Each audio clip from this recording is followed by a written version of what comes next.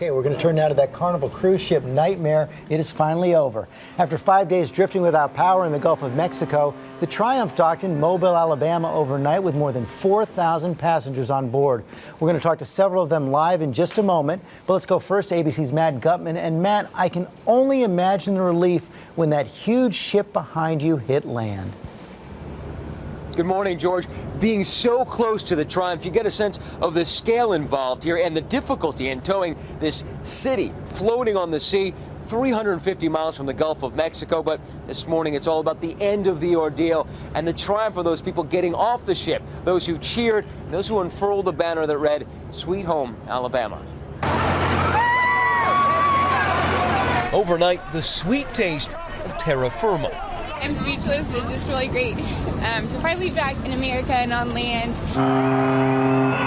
Just before midnight, the more than 3,000 passengers stranded for 8 days at sea began spilling out of the ship, some angry. It's degrading, demoralizing, and then they want to insult us by giving us $500.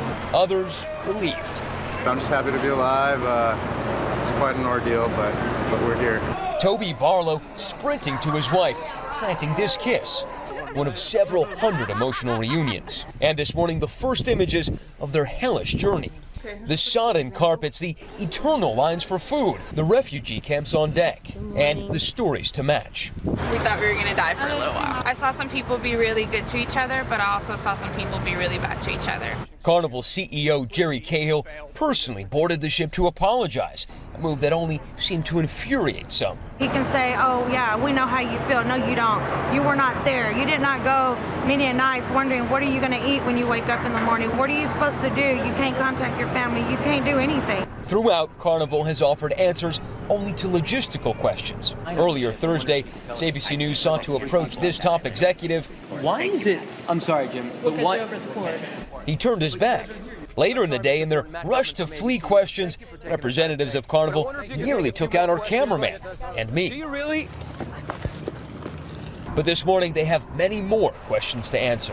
The propellers failed the last cruise. They had an engine failure the cruise before that. Why did they put us on this ship? Many of the passengers that I spoke to said that all that darkness actually brought them together. There was Bible study, jazzercise, people played trivia.